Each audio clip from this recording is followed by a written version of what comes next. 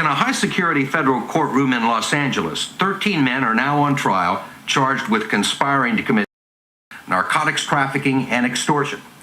Prosecutors say the men are part of a ruthless organization known as the Mexican Mafia, also called La M, Spanish for the letter M. It may sound like a crime syndicate from south of the border, but in fact it is a California prison gang that began 40 years ago. Today, its power and influence have spread far beyond the walls of Folsom and San Quentin. Cream of the crop. We were the best equivalent I can give you would be like the Green Berets in the military. We consider ourselves an elite group. We were tough guys. How many people? Personally, about a dozen. There are only a few hundred made members of La M, and half of them are in prison. But they're so feared that law enforcement takes extraordinary precautions whenever they move them. The LA Sheriff's Department transported some by helicopter for trial in 1995, blindfolding them to protect the security of the deputies. Down on the streets of Los Angeles, the Mexican Mafia commands the allegiance of tens of thousands of Hispanic gang members. Miami routinely enlists gang members to carry out Mexican Mafia business. But he's Frankie B., a member of the Mexican Mafia, also called M, who has convictions for burglary, armed robberies, drug dealing, and assault with a deadly weapon. He spent more than half his adult years in prison. That's his daddy. 9 years ago, he appeared to be a loving dad here at home in Pomona. But at the time, this Mafia dropout says Frankie B. was in a fight for his life. All of them are fighting for power. Frankie B., unlike most Mexican Mafia members, was from Northern California. But when paroled in the early 1990s, he set up shop in the San Gabriel Valley. Pomona detectives say he once threatened over $20 and was always dabbling where he shouldn't. Pomona is the territory of a rival Mexican Mafia boss, Big Mike Lerma. Lerma's goddaughter in 2004 wrote to him in prison, and in this letter obtained by Fox 11 News, she complained that Frankie B. keeps threatening our family. Big Mike writes back, "Not to worry, things have a way of working out in time." Gang specialist Leo Duarte. Frankie B. was apparently, the information that was, going around was that he was stepping on toes. According to this law enforcement intelligence report, mafiosos Sal Toro Hernandez and Daryl Dashing D. Castrajón were also upset that Frankie B. was taxing drug dealers in their Inland Empire territories. The Mexican Mafia is a powerful prison gang and street network in the United States, especially strong in Southern California. They operate in 13 states and are considered one of the largest and most dangerous prison gangs.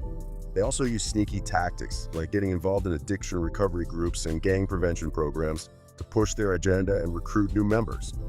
The Mexican Mafia started in 1957 at the Duell Vocational Institution in California. It was founded by Luis "Burro Buff" Flores, who had been in a street gang before. He recruited members from other Hispanic gangs in Los Angeles, making the Mexican Mafia a sort of gang of gangs.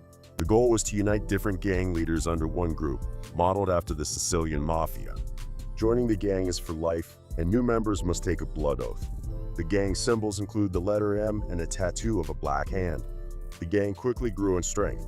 To try and slow them down, the California prison system moved members to different facilities, including youth and adult prisons. But this only spread their influence further.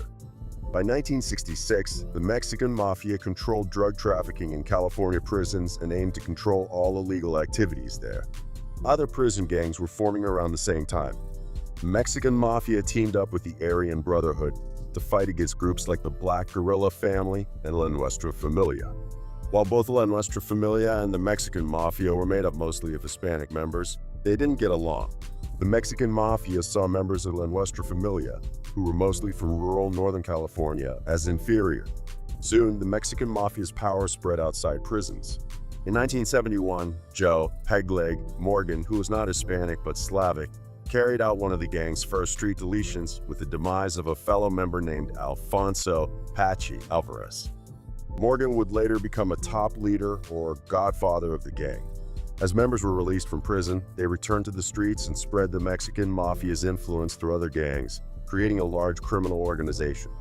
Gangs that aligned with the Mexican Mafia were called Surenos, meaning Southerners in Spanish. The Mexican Mafia's criminal operations include robbery, extortion, assault, deletion, weapons dealing, and trafficking drugs. They control areas in and around Los Angeles and charge other gangs a tax to operate in their territory. It wasn't until 2002 that a high-ranking member defected and gave the federal government detailed information about the gang's leadership. Psychos, a faction of the 18th Street Gang, got a cut. Every drug dealer paid a tax or rent for permission to operate here on LA's West Side during the 90s. This one-time gang insider explains, you don't pay, you die. Well, when we go kill you, we're going to send a couple of guys down there and really make a mess of you. The execution style is a really beautiful way to do it because that sends out a message. The message was simple. 18th Little Psychos owned this neighborhood. And federal prosecutors say shot caller Juan Romero, known as Termite, put dealers on ships so drugs could be sold on the street 24 hours a day. The Army-Navy game, it's not. But the 15-year rivalry between these players perhaps is just as fierce.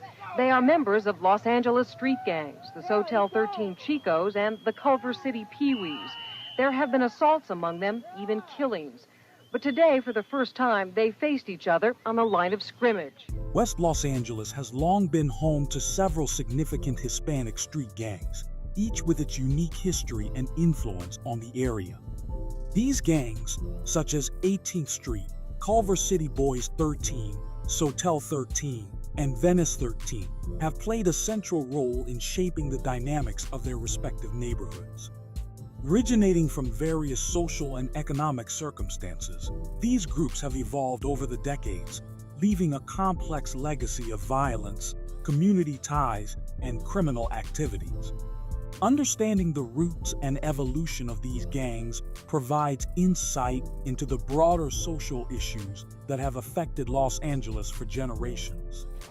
In other news, a judge has ordered members of a vicious gang not to congregate on the streets of a Los Angeles neighborhood. The 18th Street Gang reputedly has up to 20,000 members throughout California. As Jerry Bowen reports, this new ruling has many residents of that area at odds with the ACLU.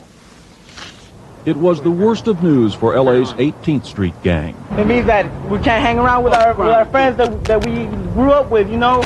We all friends in the neighborhood, you know. Judge's order that bans 3 or more gang members from gathering in public anywhere in Jefferson Park, a working-class neighborhood terrorized by the gang and scarred by its signature, the number 18. Members named in a preliminary injunction can't mingle outside the gang's hangout. The judge said they can't even walk down the street together. Violators would be in contempt of court and could go directly to jail. That man trying to set his own rules, you know what I mean? But it ain't going down like that, not in the neighborhood, you know what I mean? It's a case that proved a direct link of power between 18th Street and the murderous Mexican Mafia. And to make their point, the feds zeroed in on a clique of 18th Streeters known as the most lucrative, the Columbia Little Psychos. A warning, some of the pictures you will see are a little bit disturbing. The Little Psychos, a faction of the 18th Street Gang, got a cut. Every drug dealer paid a tax or rent for permission to operate here on LA's West Side during the 90s. This one-time gang insider explains, you don't pay, you die. Well, when we go kill you, we're going to send a couple of guys down there and really make a mess of you. The execution style is a really beautiful way to do it because that sends out a message. The message was simple. 18th Little Psychos owned this neighborhood. And federal prosecutors say shot caller Juan Romero, known as Termite, put dealers on ships so drugs could be sold on the street 24 hours a day. Feds say rent collectors like Juan Recinos, known as Woody, and Eduardo Panameno, called Junior, were making $8,000 to $10,000 a week. Young up-and-comers like Luis Ramirez, Little Junior, were pulling in $1,000 a week.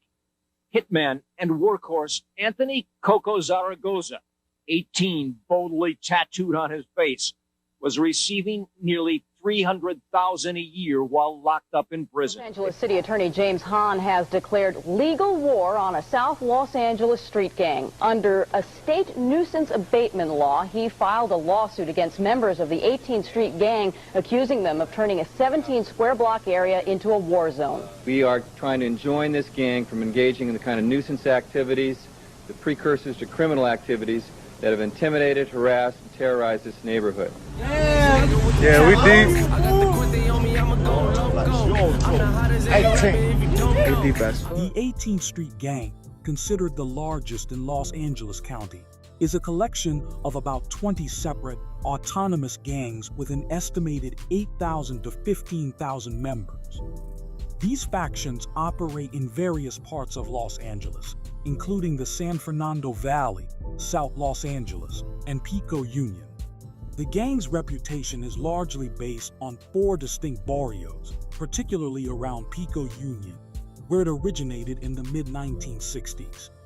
The gang formed when members of the Clanton 14th Street neighborhood, dissatisfied with the strict Mexican-American-only rule, broke away to create the 18th Street Clique. Led by Rocky Lee Glover, a non-Mexican American, this group became rivals of Clanton, eventually dominating the Pico Union area.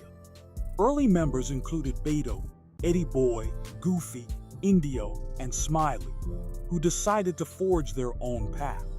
18th Street's expansion was fueled by its aggressive recruiting tactics, accepting members of various ethnicities, which led to its rapid growth and influence. While the gang's name has been replicated in other cities and countries, the various 18th Street factions often operate independently, with little coordination or unity. The Army-Navy game, it's not. But the 15-year rivalry between these players perhaps is just as fierce. They are members of Los Angeles street gangs, the Sotel 13 Chicos and the Culver City Pee-wees. There have been assaults among them, even killings.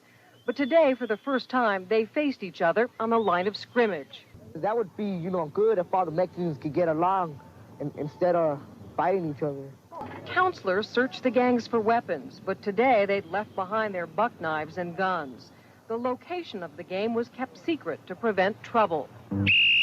Organizers hope games like this will be the first step toward signing peace treaties to end gang trouble. At least they've agreed. The Sotel 13 Gang, a predominantly Hispanic criminal organization, originated in Los Angeles, California.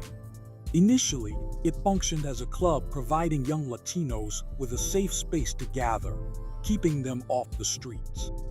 Although most of the available photos of the group date from the 1960s to the 1980s, the origins of Sotel 13 can be traced back to the mid-1930s or early 1940s. The original group may have been known by several different names, though sources often conflict on this point. Little is known about the gang's activities during the 1940s and 1950s, likely due to the disruption caused by World War II, which may have hindered any operations they were involved in. The name Sotel 13 did not come into use until the latter part of the 1960s, with the group originally being known as a lowrider club called the Falcon. This small, tightly knit group was based out of the Stoner Recreational Center, which later became the gang's main territory. Today, Sotel 13 is considered by many in their original neighborhoods to be a nearly defunct criminal organization. While occasional conflicts still occur, the combined efforts of law enforcement, the local community, and improved opportunities for young Mexican Americans have significantly reduced the gang's active membership. Although reliable sources are scarce, estimates suggest that only 50 to 75 individuals remain affiliated with the group. Last January, Oakwood Park was empty. This neighborhood filled with fear. Many residents wouldn't even leave their houses. You were scared to even walk down the streets. You couldn't walk nowhere without looking back, thinking someone was going to come down the street with guns or something. Oakwood and surrounding Venice was a battleground. Since last September, at least 70 people shot, 20 killed. A drug dispute between the Latino V-13s and the black shoreline Crips escalated into a race war. Most of the victims weren't even gang members. It didn't make no sense. I don't see why they had to do all that over nothing. I found that both sides really wanted it. They just didn't know how to go about it. They didn't want to make the first step towards that. So Carson and fellow probation officer James Gallipo had an idea. They brought a handful of influential gang members here to the probation department. Then the gangsters by themselves met face to face in this parking lot for more than an hour. I would say the biggest thing is that they decided themselves not to continue in this basically tit-for-tat violence that was perpetuated, and they just decided to stop. Now there has not been a shooting in Oakwood for more than 6 weeks. Not since a bloody June 10th when 6 people were shot in 3 separate attacks. City Boys and the Venice 13 gangs. You got any tats? Jumped in? Nah. Are these guys gonna get jumped in one of these days? What's up? You don't have no tats, man? It's in process? Yeah. You do have some? Give me an answer. Yes, sir. It's yes or no. It's not yeah, nah, maybe. Yes. It's an answer, yes or no. Yes. I don't have time for this. All right. Okay, turn around and face the fence, too. Well, what we have is one V13 gang member here, and we have 2 what we call associate gang members who like to hang out with other gang members. Following the construction of the 405 freeway, which disrupted Mexican-American and immigrant communities, many residents relocated to Oakwood. This area, later referred to as the Servant Zone, became one of the few places in California where African Americans could live without facing significant risks. By that time, Venice had earned the nickname Ghetto by the Sea due to its deteriorating conditions and low-cost housing, which primarily catered to poor European immigrants, young artists, and working-class African Americans. It was within this environment of extreme poverty that the Venice 13 gang emerged, eventually becoming one of the largest and most notorious groups in the area. In the late 1960s, Venice 13 members who entered the California prison system began playing a more prominent role within the state's correctional facilities. Many joined the Mexican Mafia and were often used to maintain order and carry out missions while incarcerated.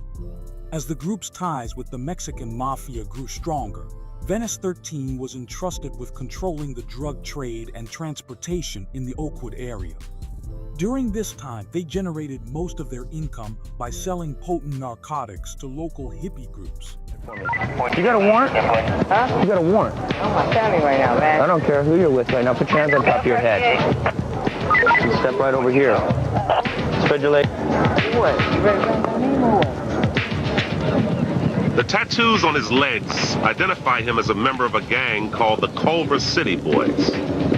Although he's with his family, as you can see, he still fits a stereotype of what some of our local gang members would look like. And what I think could happen here is someone might disrespect him or vice versa, and then it's just going to escalate from there. So we just pull him out of the element, and then we don't even have to worry about him being a problem for the rest of the weekend. My partner, who's not my typical partner, he works another gang in the area out of Oakwood. He focuses on B13, and we've already seen some of his gang members down here as well. And B13 and Culver City Boys, which he's a part of, they're always at war at some level. They're always feuding with one another. So, the Culver City Boys 13 is a predominantly Mexican-American street gang that emerged in the late 1960s. Originally based in Culver City, the gang quickly expanded its influence to areas like Mar Vista, Venice, and other parts of the Los Angeles region. By the early 1970s, the Mar Vista Gardens housing projects had become the headquarters for the Culver City Boys. Interestingly, despite being Surenos, a group typically associated with the color blue, the Culver City Boys identify with the color red, which is traditionally worn by their rivals, the Norteños. Though the gang has been active for several decades, details about its formation and the motivations behind its early activities remain scarce. Like many other Mexican-American gangs, the Culver City Boys likely began as a social club that provided protection and support to young Mexican immigrants and others of Hispanic descent. At its peak, The gang was regarded as one of the most dangerous and brutal criminal organizations in Los Angeles. With the backing of hundreds of members, the Culver City Boys expanded their reach, even extending their influence to nearby areas like Santa Monica. Affiliated with both the Surenos and the Mexican Mafia, the Culver City Boys are involved in a wide range of criminal activities. These include murder for hire, drug trafficking, extortion, robbery, and petty theft. While incarcerated, members of the gang often collaborate with other groups to carry out tasks for the Mexican Mafia. The Hispanic gangs of West Los Angeles, though once dominant forces in their communities, have seen their influence wane due to a combination of law enforcement efforts, community activism, and changing opportunities for younger generations. While some, like 18th Street, continue to operate with significant membership and reach, others, such as Sotel 13 and Venice 13, have become shadows of their former selves. Despite their reduced presence, the legacy of these gangs persists, serving as a reminder of the socio-economic challenges that contributed to their rise, and the ongoing efforts needed to address the root causes of gang violence and crime in Los Angeles. 3. We have Clanton 14. Real active, you know what I'm saying? So seen before. That's right. A lot of Don't gang. a lot of these little levels out here think that they're popping. Hey, they ain't popping. Hey, they don't roll deep like the way we roll deep. That's it. Clanton 14th Street is among the most enduring Hispanic street gangs in Los Angeles, tracing its roots back to the early 1920s. Notably, the Clanton 14 was instrumental in establishing the Mexican Mafia. Contrary to some beliefs, their 14 does not denote the 14th letter of the alphabet or allegiance to Nuestra Familia. Instead, it refers to 14th Place, previously Clanton Street, in Los Angeles, their birthplace. Unlike other gangs, they've never used the number 13 in their graffiti. Today, Clanton 14 is dispersed across 5 distinct sectors in Southern California, 2 in Los Angeles, 2 in Hollywood, and the original set on Los Angeles East Side.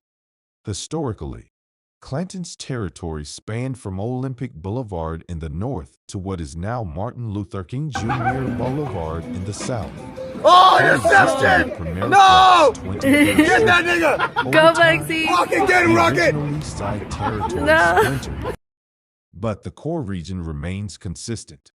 They hold ground from Washington Ave southward to Olympic Boulevard, stretching from San Pedro Avenue in the west to Alameda Street in the north.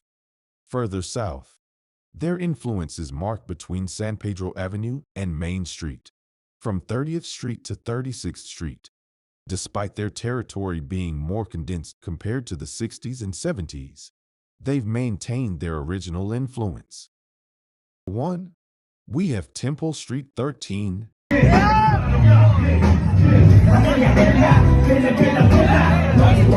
Barrio Westside Temple Street is a primarily Hispanic gang situated west of downtown in the central area of Los Angeles. Tracing its origins to the early 1920s, Temple Street was one of Los Angeles' most historic street gangs. Distinctively, during the 1970s and 1980s, Temple Street showcased racial diversity, with members spanning from black and Filipino to white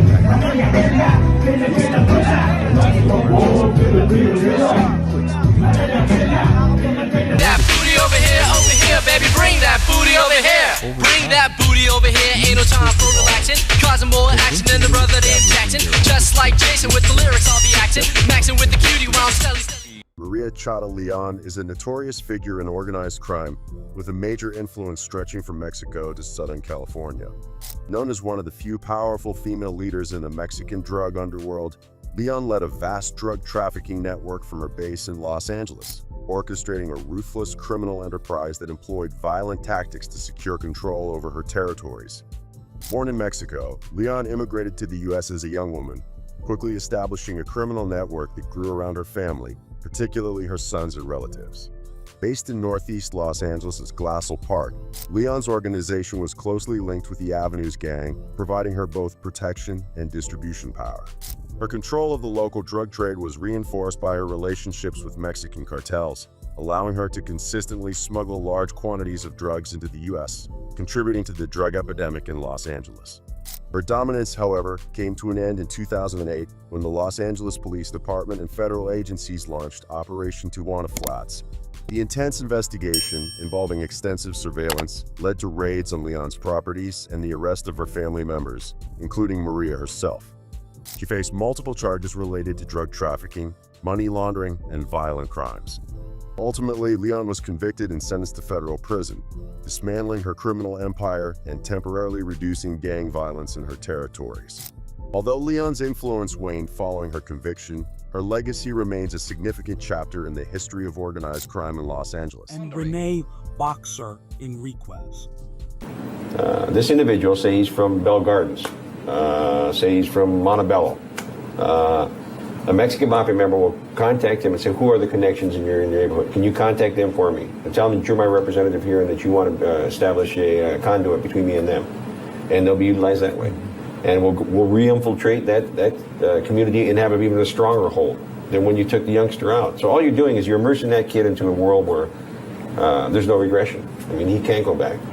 Once he's involved with the Mexican Mafia, it's in for penny, in for pound. You can't get in and say, I don't want to play no more.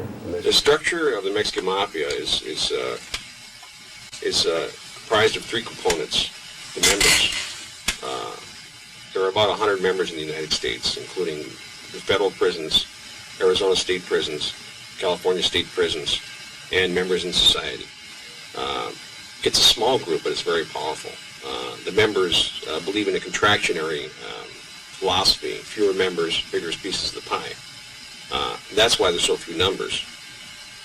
There are also the camaradas, who are next in the descending rung of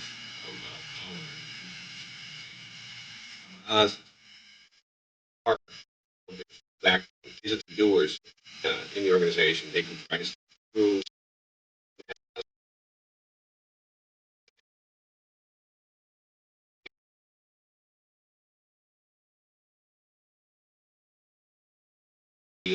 And in prisons.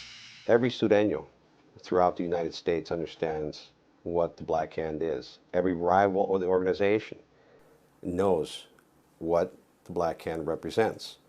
Even the Hispanic communities, and a large part in California and the Southwest, understand what the Black Hand means. This has become ingrained in the lore of the prison subculture, Hispanic gang subculture, and mainstream community. This is our one identifying symbol. It's typically the left hand that's pointed outwards in a tattoo, or a left handprint. It may appear to be the right. Rene Enriquez was a high-ranking member of the Mexican Mafia, also known as La M, a notorious prison gang that extended its influence to street gangs across California. Born on July 7, 1962, in Artesia, California, Enriquez's life took a criminal turn early on, leading him to commit a series of armed robberies by his late teens. At 19, he was introduced to the Mexican Mafia while imprisoned at the Duel Vocational Institution, where he quickly rose through the ranks due to his ruthless efficiency as a hitman. By 1985, Enriquez had become a fully fledged member of La M, helping to shape the gang into a highly organized and powerful entity. The Mexican Mafia exerted control over various criminal activities, including drug trafficking, extortion, and protection rackets, with Enriquez playing a crucial role in enforcing and expanding the gang's influence. However, the intense violence, internal power struggles, and arbitrary targeting of families led Enriquez to become disillusioned with the gang. In 2002, after nearly a decade in solitary confinement, Enriquez decided to leave the Mexican Mafia and offered to cooperate with law enforcement. His defection was a significant blow to La M, as Enriquez provided detailed insights into the gang's operations, organizational structure, and key members. He assisted the FBI and other agencies by decoding messages, participating in wiretaps, and testifying in numerous trials, contributing to the conviction of many gang members. Enriquez's cooperation with law enforcement earned him both powerful enemies and support from federal and state agencies. Despite his contributions, his requests for parole were repeatedly denied due to the high security risks associated with his release. California Governors Jerry Brown and Gavin Newsom both blocked his parole on multiple occasions, citing concerns for his safety and the community's security. Finally, in July 2022, Enriquez was granted parole. His transformation from a top-tier gang leader to a government informant has been extensively documented, including in Chris Blatchford's book, The Black Hand, which details his rise and eventual cooperation with authorities. Enriquez's story highlights the complexities of gang life, the challenges of leaving such an organization, and the significant impact a high-profile informant can have on criminal networks. Number 9, we have the East Side, Longo 13. They be wishy, tell them niggas miss me. Sound of Long Beach, got my back like a kidney with a skinny niggas ride. The gypsies crack cold like the vigil, we pass for the Benji. This crazy, I'm really reminiscing on my past life. I was sipping that right, trying to get my... Longos 13 is the oldest street gang in Long Beach, California. It is composed of several smaller groups. The term Longo is a local slang word for Long Beach, but since the 1970s, the name has been referred to these gangs. As the Longos gang grew rapidly, it eventually split into 3 separate gangs based on different areas. These gangs are known as the East Side Longos, West Side Longos, and North Side Longos. The East Side Longos in particular is a large Mexican-American gang deeply rooted in the Hispanic community along Anaheim Street in Long Beach. Some cliques in the set include Barrio Viejo, Latin Playboys, Lonely Boys, Malditos, Night Owl Primas, which is a female clique, Stoners, Pee-Wee, Tiny Locos, and the Chicos Malos. The Eastside Longo claims areas around MacArthur Park on Anaheim Street and also Central Long Beach.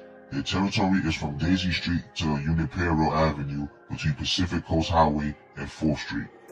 At number 9, we have the Eastside Longo 13. Hey, Shia LaBeouf from the hood on me? Yup. That's that real quick. Yup. That's that real I quick. put them on. That's Anybody right. else, I put that for on. It's the Harpys, we had a gang of, like a gang of spots. And then, How many different cliques did you guys have?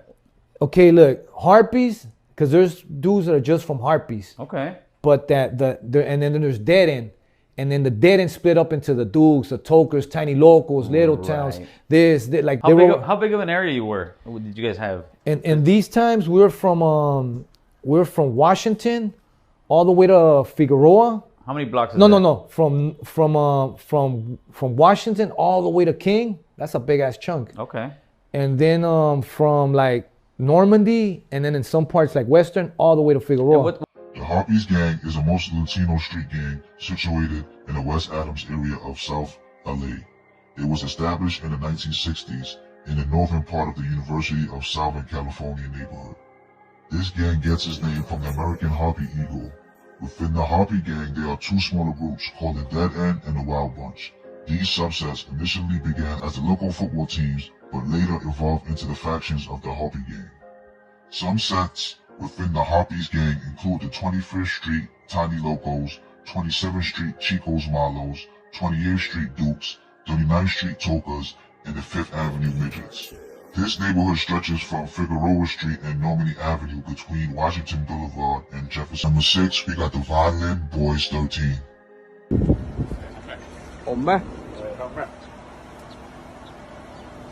The Vineland Boys gang was established in January 1988 in North Hollywood, Los Angeles. Its founders were former members and associates of the 18th Street gang.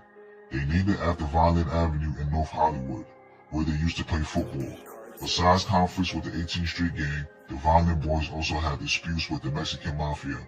Unfortunately, the gang's founder, Teddy Lopez, was killed by members of the Mexican Mafia at a nightclub in Monterey Park in 1998. Hills.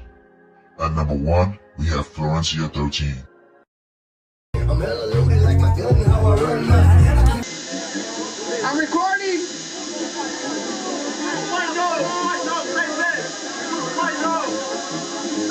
What's up?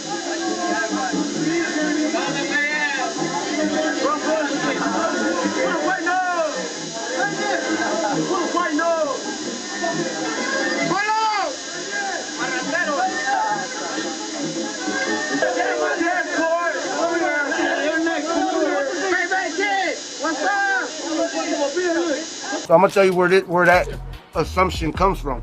We grew up with blacks. We grew up around blacks. Neighbors were blacks. We got blacks from our gang. So that'll tell you right there that we're not racist. Right. You know what I mean? Now, if we have beef with a certain gang that happens to be another race, that's just something that we can't control. You know what I'm saying? Like that's just, and that's what happened. We ended up beefing real tough with a black gang that we didn't get along with, and people, you know, got out of hand with it on both sides. Right. You know what I'm saying? But now, you know, everything's smooth. Like, you know, everything got straightened out, and now it's like we good. Like, you know what I'm saying? We did 20 years with them. Yep. Tough beefing, like, you know what I mean? And it got really, really bad. Yeah, really hectic. Like, we both lost people, you know what I mean? And now it's like, does that continue? Do we keep losing people, or do we slow it down and just be cool and make money and these people get to live? Right. The Florencia 13 gang is the biggest Hispanic gang in LA. They got their name from a street gang called Florence Avenue, which goes across the city. The gang chose their name because Florence is also a woman's name. In the beginning, they liked a song called Florence by the Paragons, and they made it their theme song. The number 13 in their name shows that they are very loyal to the Mexican Mafia prison. Some Florencia 13 cliques include Jokers, 64th Street Locos, 69th Street Arsenio's, 67th Street Dream Boys, 56th Street Malditos, 59th Street Malditos, 70th Street Midnight Boys, 76th Street Malos, Tiny Locos, Pee-wee Locos, Little Chicos, 90th Street Easy Boys, Vagos, Night Owls, The Clan 60th Street, Home Street Locos, Criminals, Diablos, Dukes, Neighborhood Dukes, 85th Street Neighborhood Locos, 85th Street Locos, Gangsters, Midgets, Little Rascals, Front Hood, Matones, Tokers, Termites, Palm Street, Homeboys, and many more other cliques. The Florencia 13 gang, also known as F13, has had a strong presence in various neighborhoods in Los Angeles County. They have influence over areas like Florence Firestone, Bree Meadows. An act of terror caught on camera.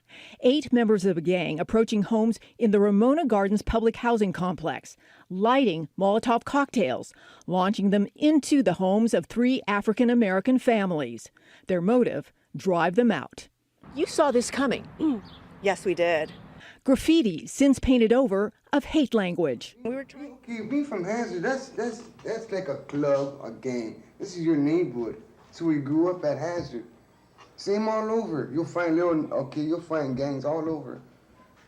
Clover, Whitefish, Gary, there's gangs. That's your neighborhood. That's an area. The Big Hazard, also known as Hazard Grande, is a Hispanic-American street gang that originated in Boyle Heights, a neighborhood in Los Angeles, California. Since the 1940s, they have dominated the Ramona Gardens housing projects, a low-income community built during World War II. Ramona Gardens was predominantly a Mexican-American community, with a small number of black families, leading to racial tensions. The Big Hazard is believed to have started as a clique of White Fence, one of the oldest street gangs in East Los Angeles. In 1972, artist Willie Herron gained recognition for his mural, The Wall That Cracked Open, inspired by a traumatic event where his younger brother was stabbed and beaten by members of the Big Hazard. The Culver City Boys 13 is a predominantly Mexican-American street gang that emerged in the late 1960s. Originally based in Culver City, the gang quickly expanded its influence to Mar Vista, Venice, and other parts of the Los Angeles area. By the early 1970s, the Mar Vista Gardens housing projects became the headquarters of the Culver City Boys gang. Although they are Surenos, the Culver City Boys identify with the color red, traditionally associated with their rivals, the Norteños. Despite their long-standing presence, little is known about the gang's formation or the motivations behind their activities. Like many other Mexican-American gangs, the Culver City Boys likely began as a social club offering protection and solidarity to young Mexican immigrants and other Hispanic individuals. Southside, Uva, Tiny Winos, Gangsta Locos. What's up? Shout out to my whole migration part, man. Southside, Eastside. I'm an OG from WVG. Watts, Vineland Boys Street, 213. Southside, Eastside, that's how we roll. GIP, Gangsta Chrome, baby, low Kenny Crow.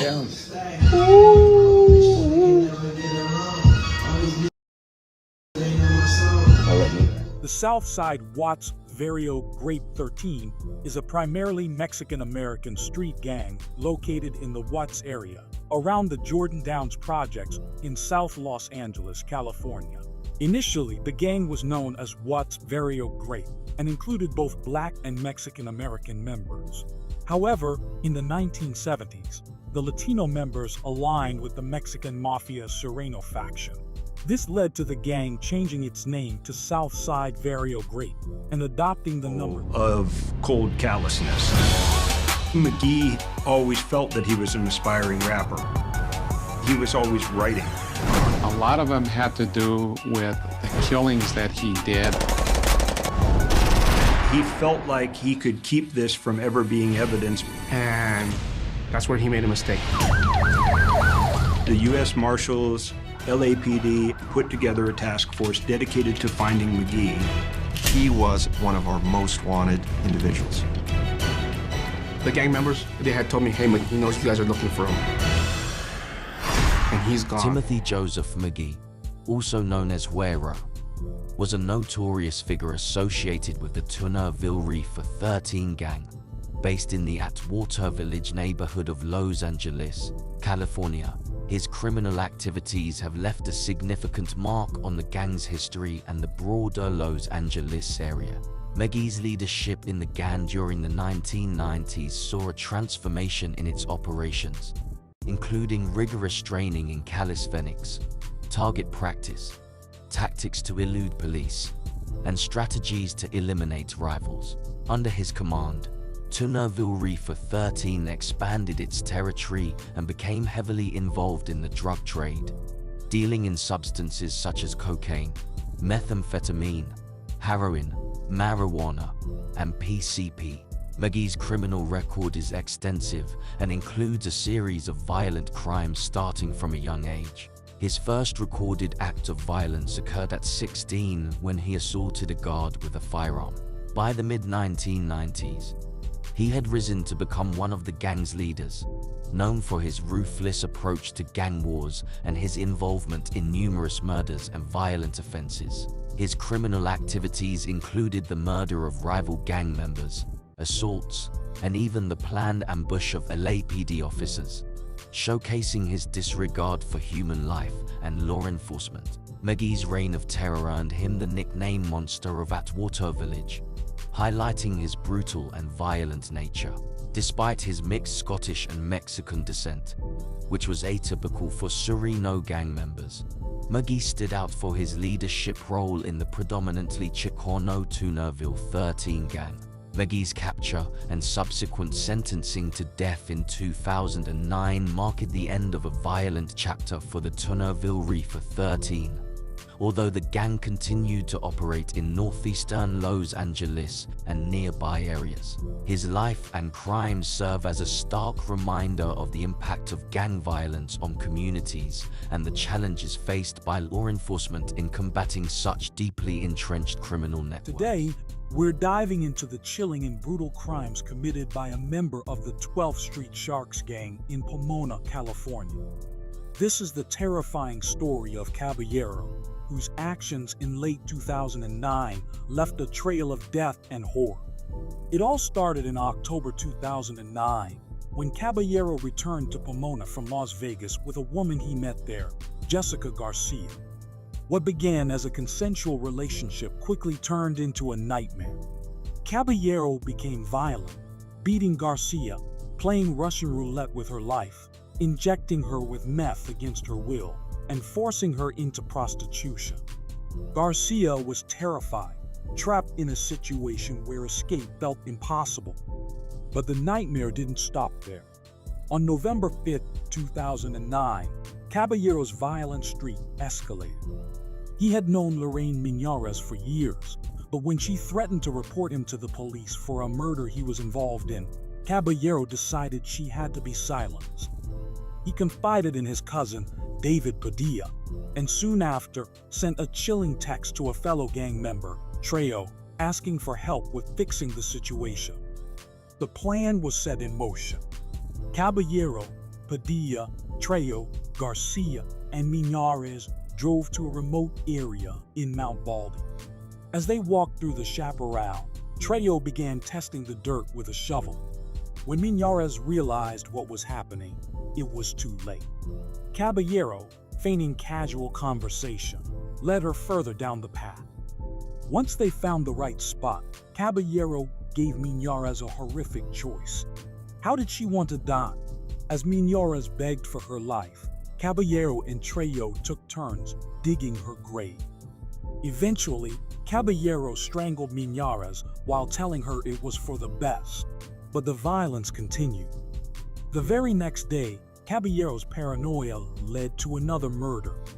Convinced that his cousin, David Padilla, might turn on him, Caballero orchestrated his death. He, along with another gang member, Valenzuela, took Padilla to a freeway underpass. There, Caballero ordered Valenzuela to kill Padilla, first by strangulation, and then by bludgeoning him with a rock. Padilla died from the brutal assault, his life cut short by someone he once called family. Weeks later, Caballero's fear of being caught began to grow. He was consumed by the thought that Miñarez might have told someone about the murder he committed. But by then, the damage had been done. Caballero had already unleashed a wave of terror that could not be undone. Top of the Mafia's green light list, meaning all other gangs have a green light to go ahead and assault or even OL gangsters. We got a green light that's like open season for anybody, you know? Whatever we got is ours, you know? If they want something, they just go get their own. That's it. This East Coast Crip, who does not want to be identified, explains Florencia and East Coast are bitter enemies. It's war, I'm telling you, it's war out there. This East Coast gangster says it can be summed up in a word. Drugs. Starts off with drugs. You know, it was getting short on our connections, so we decided to go rob these people and get some dope. And that's what it really jumped off at. Informants tell Fox 11 News the Mexican Mafia is now pressing all Florencia cliques to seek revenge for the stolen drugs. The landscape of organized crime in California is deeply influenced by the power dynamics and rivalries between its most notorious gangs. Rooted in the state's prison systems and sprawling into its streets, these gangs have shaped the history of gang culture through violence, defiance, and alliances. Among them, the Mexican Mafia, La M, stands as a dominant force, wielding influence over numerous street gangs across Southern California. However, not all gangs have submitted to its authority. Several factions, such as the Barrio Maravilla, Lowell Street Locos, Opal Street Locos, East Coast Crips, and Nuestra Familia, have boldly defied La M, often at great personal and organizational cost. These gangs' resistance to the Mexican Mafia's taxation system, control, and violence has sparked decades of conflict, shaping their identities as outlaws within California's gang hierarchy. This exploration delves into the histories, rivalries, and impacts of these defiant gangs, highlighting their roles in the broader narrative of organized crime. In a high-security federal courtroom in Los Angeles, 13 men are now on trial charged with conspiring to commit narcotics trafficking and extortion. Prosecutors say the men are part of a ruthless organization known as the Mexican Mafia, also called La M, Spanish for the letter M. It may sound like a crime syndicate from south of the border, but in fact it is a California prison gang that began 40 years ago. Today, its power and influence have spread far beyond the walls of Folsom and San Quentin. Cream of the crop. We were the best equivalent I can give you would be like the Green Berets in the military. We consider ourselves an elite group. We were tough guys. How many people? Personally, about a dozen. There are only a few hundred made members of LAM, and half of them are in prison. But they're so feared that law enforcement takes extraordinary precautions whenever they move them. The LA Sheriff's Department transported some by helicopter for trial in 1995, blindfolding them to protect the security of the deputies. Down on the streets of Los Angeles, the Mexican Mafia commands the allegiance of tens of thousands of Hispanic gang members. Miami routinely enlists gang members to carry out Mexican Mafia business. But he's Frankie B., a member of the Mexican Mafia, also called M, who has convictions for burglary, armed robberies, drug dealing, and assault with a deadly weapon. He spent more than half his adult years in prison. That's his daddy. 9 years ago, he appeared to be a loving dad here at home in Pomona. But at the time, this Mafia dropout says Frankie B. was in a fight for his life. All of them are fighting for power. Frankie B., unlike most Mexican Mafia members, was from Northern California. But when paroled in the early 1990s, he set up shop in the San Gabriel Valley. Pomona detectives say he once threatened over $20 and was always dabbling where he shouldn't. Pomona is the territory of a rival Mexican Mafia boss, Big Mike Lerma. Lerma's goddaughter in 2004 wrote to him in prison, and in this letter obtained by Fox 11 News, she complained that Frankie B. keeps threatening our family. Big Mike writes back, not to worry, things have a way of working out in time. Gang specialist Leo Duarte. Frankie B. was apparently, the information that was, going around was that he was stepping on toes. According to this law enforcement intelligence report, mafiosos Sal Toro Hernandez and Daryl Dashing D. Castrajón were also upset that Frankie B. was taxing drug dealers in their Inland Empire territory. Mexican Mafia is a powerful prison gang formed in 1957 by 13 Hispanic street gang members. Initially formed within the California prison system, the Mexican Mafia aimed to control criminal activities inside and outside the prisons while protecting its members from other prison gangs. The organization relied on intimidation, fear, and violence to enforce its influence. By 1992, the Mexican Mafia sought to expand its reach beyond prison walls, issuing an edict to Southern California Latino street gangs. These gangs were required to pay tribute or a share of their criminal earnings to the Mexican Mafia. In return, the N offered protection and affiliation with its larger criminal network. The gang had already positioned itself as a dominant force in the drug trade, leveraging its reputation for extreme violence. Many street gangs complied with the demand, either out of loyalty or fear. However, some refused, including MS-13, which insisted on keeping its drug revenue independent. Defiance of the Mexican Mafia came at a high cost. Rebel gangs were placed on a hit list called the Green Light, marking them as targets for retaliation. This designation often led to bloody violence, both in prison and on the streets, as the Mexican Mafia and its affiliates sought to enforce their authority. The conflict triggered a cycle of revenge deletions, resulting in heavy losses on all sides. The Mexican Mafia's brutality and intimidation tactics solidified its reputation as one of the most feared prison gangs in the United States. Those who chose to resist, such as the Barrio Maravilla, Lowell Street Locos, and Opal Street Locos, faced ongoing violence and bloodshed, making their defiance a dangerous gamble. This war between the Mexican Mafia and its detractors entrenched animosities that persist to this day, leaving a lasting impact on gang culture in Southern California. A couple of months ago, you guys would have been fighting each other. Now you're here bowling together. Due to this project, we've been able to get the neighborhoods together, whereas before we had fighting all the time. See, you wouldn't be able to go into their neighborhood. Like this man here is from Arizona. I'm from Mariana. We've been having feuds all for a long time. And due to this project, we slowed it down where we could pass through there and they'll see us, hey, you know, it's not that we're tied together already, but yet we could pass through and say, hey, you know, what's going on, just pass through due to this project, see? Just helped out a lot, saving a lot of lives, you know. Let me ask you, he's from Mariana, you're from Arizona. A couple of months ago, you might have been fighting each other. Now, how do you feel sitting next to him? Well, I don't really got no feelings towards it, but it's all right. You have a better feeling, you know. You don't have to worry about turning around every time a car passes by.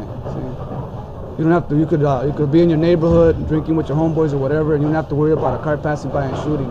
See, that's what this project's for. People before wouldn't even come outside to their yards because they're afraid of a car pass by shooting. Yeah, what I want you to do is just tell me why you did the time. Okay, and then I want you to show me. I got busted when I was 17 years old. Got out at the age of 21. Right here, good shit, right here. Yeah. Bullet. You can see the bullet right there. Who shot you? The bullet went in through here. Who shot you? God, people never got caught. You know who they were, though? I know who they were. The Barrio Maravilla, also known as the Maravilla chapters or Maravillosos, is a collective of several smaller, predominantly Mexican-American street gangs that originated in unincorporated East Los Angeles, California. Established in the early 1930s, Maravilla is considered one of the first gangs in East Los Angeles. Over the years, the Maravilla name has spread to other areas, including the San Gabriel Valley, Montebello, Nevada, and the Inland Empire. Unlike many other East Los Angeles gangs, the Maravilla organization refused to submit to the Mexican Mafia by paying taxes or sharing a portion of their criminal profits. This defiance, which began in the early 1990s, led to the Maravilla gangs being green-lighted by Mexican Mafia, marking them as targets for all Sureno-affiliated gangs. This decision effectively made Maravilla enemies of both the Mexican Mafia and its vast network of allied gangs. The green light status created numerous challenges for Maravilla members, both in prison and on the streets. In 1993, Law M began enforcing a taxation system for all gangs under its control, holding meetings to implement mandatory peace agreements and reduce drive-by shootings. During one such meeting, members of the Lopez Maravilla clique were asked to pay taxes but refused, asserting their independence. This defiance led to Lopez Maravilla being the first Maravilla clique to be green-lighted, with other Maravilla cliques soon following. The consequences of being green-lighted were severe. In Los Angeles County Jail, Maravilla members were frequently targeted by Sureno-affiliated gangs. To mitigate the violence, the city eventually placed Maravilla members in their own jail module, separate from other Sureno gangs. Despite this, the feud with Mexican Mafia continued on the streets, with multiple violent incidents further straining the relationship. In 2008, a Maravilla gang member shot and deleted a man affiliated with Sureno gangs while he waited at a bus stop. The shooter also flashed a gang hand sign to intimidate witnesses at the scene. In 1994, the various Maravilla gangs in East Los Angeles agreed to a truce, which lasted over a year. Law enforcement attributed this temporary peace to their shared animosity toward the Mexican Mafia. Over time, Maravilla members embraced their green-lighted status, referring to themselves as Green Light Gang and solidifying their identity as independent from Law M. By the mid-2000s, the Mexican Mafia reportedly removed the green light on Maravilla, although tensions between the two factions persist to this day.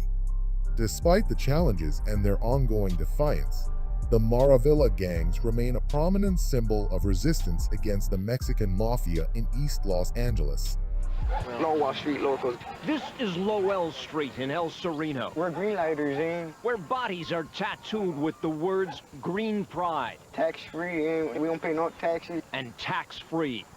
Gang members tell us it's a story that started back in '93. With them wanting money from us, and we didn't want to cooperate, so they put a green light on us. Them is the Mexican Mafia, or La M. Gang members say at a series of meetings like this one near Dodger Stadium, the Mafia called on all Latino gang members to kick back a share of drug profits to La M. Lowell Street gangsters didn't go along with the program. They came to us wanting taxes, we said no. We're our own people, that's it. And that refusal put Lowell gang members in a tough spot. For years now, near the top of the Mafia's green light list, meaning all other gangs have a green light to go ahead and assault or even Lowell gangsters. We got a green light, that's like open season for anybody, you know? Whatever we got is ours, you know? They want something, they just go get their own. That's it. One LAPD gang investigator describes Lowell gangsters in rebellion against La M. For example, law enforcement intelligence says Antonio Rodriguez, known as Tonito, was the Mafia tax collector in the El Sureno area. Lowell had no respect for him. I heard he did a lot of bad things, you know, even to kids, you know, killing kids and stuff. But he's always had someone do it for him in his dirty work, you know? Here in broad daylight in the spring of 1995, bullets ripped through Tonito's windshield, and he slumped over dead in the driver's seat on an El Sureno street. One cop describes it as a daring surgical operation. After trailing Tonito in this stolen SUV, detectives and homeboys confirm the shooter was a 19-year-old Lowell gang member. Homeboy, rest in peace, is the one that did that. They got him, though, you know? Investigators say not long after Tonito was given the last rites, the Mexican Mafia ordered revenge for his death. A barrage of bullets 3 months later crashed this '81 Cadillac in Lincoln Heights. This time, Tonito's killer was dead. A second Lowell homeboy left paralyzed and a third wounded. Police say the hitman was Javier Marquez, nicknamed Gangster, and that he shouted, "You vatos have a green light, and this is for Tonito," right before he unloaded his 9mm. He is now serving life in prison without parole. 9th Street Locos are a predominantly Hispanic street gang located in the northeast section of Los Angeles. Lowell Street Boys started off as a clique of El Sureno Rifa in 1990 by a small group of teenagers that lived in Lowell Street and primarily hung out there. This section of the territory was previously claimed by the Lock clique of Sureno. By 1992, Lowell Street Boys refused to pay taxes to the local tax collector from Barrio El Sureno Rifa on behalf of the Mexican Mafia prison gang. Collecting taxes was a new rule in 1992, so the Lowell Street guys decided not to follow a rule that most of Los Angeles would eventually follow. The tax collector from ESR placed the Lowell Street Boys on a la lista, or green-lighted, meaning that they were to become rivals to the rest of El Sureno and all other gangs. Being green-lighted would mean that rivalries from other gangs would increase, and if in custody, Lowell Street gang members would be targeted in jail and prison. Following the green light, several El Sureno members conspired to delete the tax collector in 1992. But the leadership of the gang put 100% of the blame of that deletion on the Lowell Street Boys. In December of 1992, 2 Lowell Street members were stabbed in the Los Angeles County Jail, but they survived. On April 28, 1995, Lowell Street gang members shot and deleted Mexican Mafia-made member Antonio "Tonito" Rodriguez, 29, while he sat in a car in El Sureno. Although they were already greenlit, this homicide further strained their relationship with El Sureno and the Mexican Mafia, perhaps putting them on permanent green light status. Lowell members began to embrace the idea that they were green-lighted and used the term green light gang to describe themselves. Today, the gang close to inactive with very few members. They continued to operate it until the early 2000s, but their presence has dramatically declined, perhaps because of the green light. And what's especially disturbing is a growing number of innocent people in what one detective describes as absolute genocide going on. 23-year-old Brian Thomas pulls his car into a neighborhood liquor store to buy a pack of cigarettes. Detectives say Thomas is a good kid who works as a UPS driver and goes to night school. But he's about to... Riding in the passenger seat is a casual friend from the neighborhood, 24-year-old Louis Mobley. Mobley, a parolee well known on the streets as Kane, is a member of the East Coast Crips. Investigators believe this unidentified, probably here selling drugs in the parking lot, is from a rival gang called Florencia 13. He slowly walks off to pick up a hidden gun. Man. This East Coast Crip, who does not want to be identified, explains Florencia and East Coast are bitter enemies. It's war. I'm telling you, it's war out there. Sheriff's detectives believe within this 3-square-mile area in South Central, there have been as many as 3 dozen and more than 100 shootings since January of last year.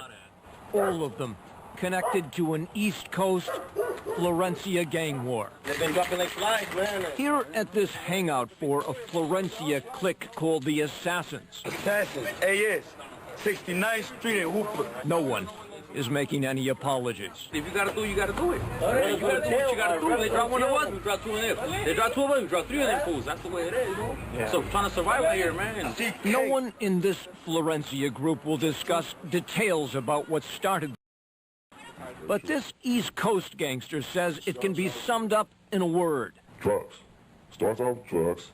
You know, it was getting short on our connections. So we decided to go rob these people and get some dope. And that's what it really jumped off at.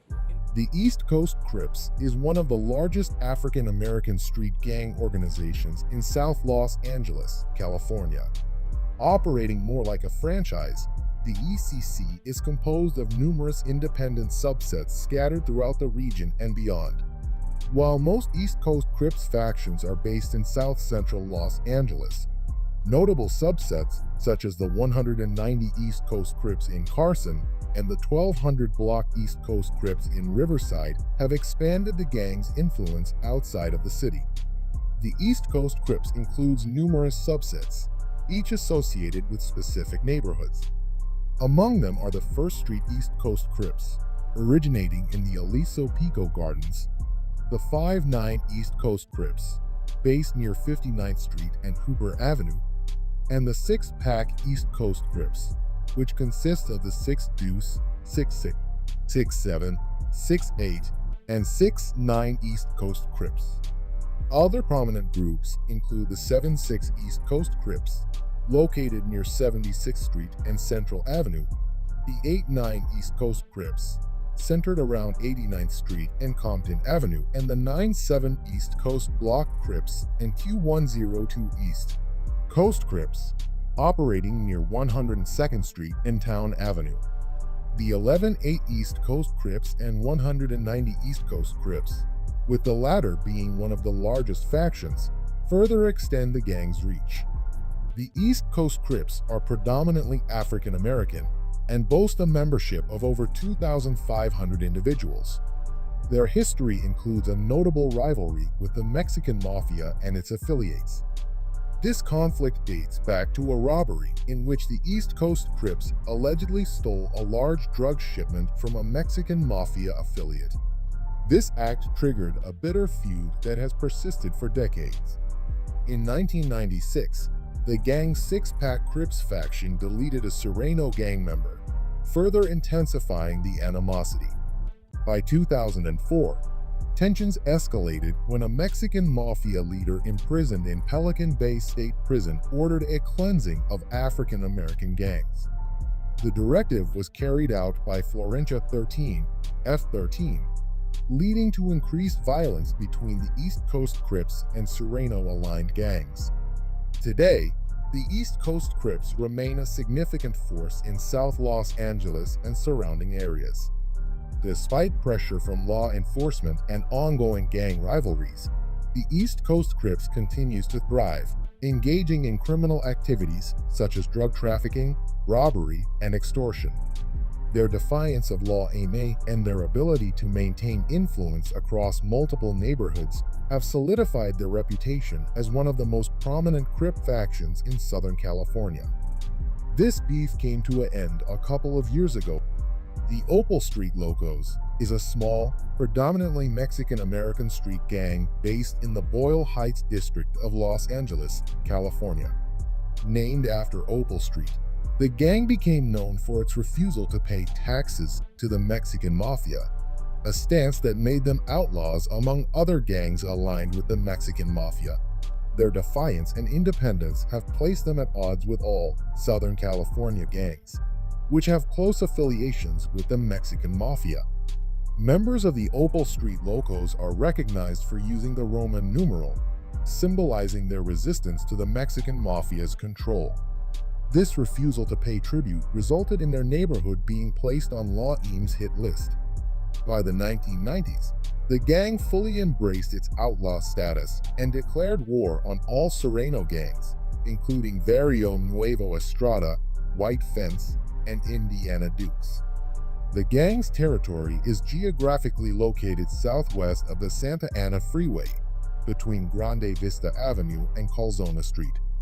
Within this area, the Opal Street Locos engage in a wide range of criminal activities, including drug trafficking, robbery, extortion, murder, burglary, racketeering, illegal gambling, theft, and felony vandalism. Despite their relatively small size, the Opal Street Locos' defiance of the Mexican Mafia and their willingness to confront Sureno gangs have made them a notable force in Los Angeles gang culture.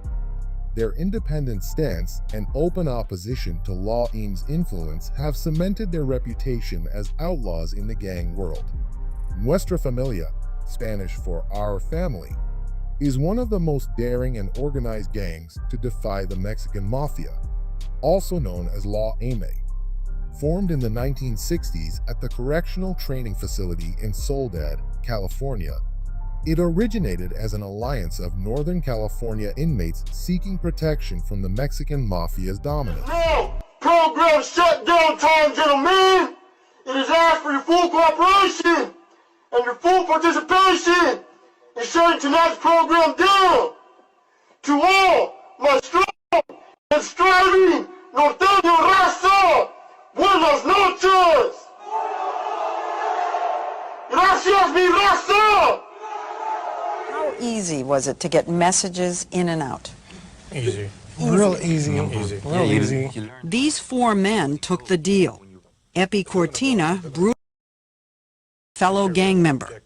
He lived on the shoe for 9 years before he renounced his membership in the Mexican-American gang Nuestra Familia.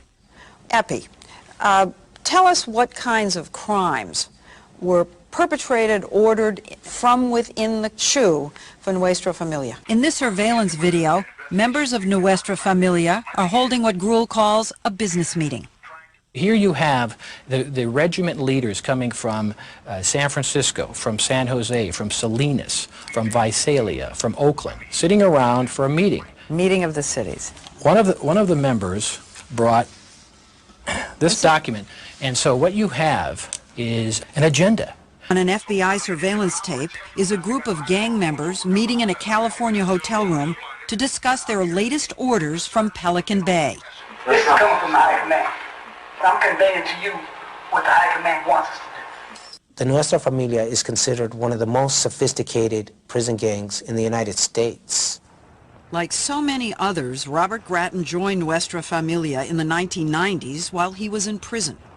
He rose to the rank of captain, but eventually defected and told the government the gang's secrets. Now in hiding, he agreed to talk to us in disguise. To join the requisite.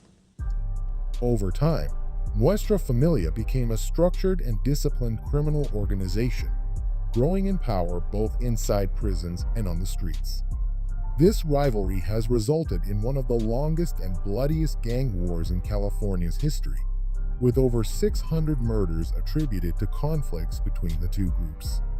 The rivalry between Nuestra Familia and Law Aimee is deeply rooted in geographic and cultural divides. with Northern California Chicanos opposing the Southern California-based Mexican Mafia. The conflict began in 1965 after a Mexican Mafia member stole a pair of shoes from a Northern California inmate at the Dual Vocational Institute in Tracy.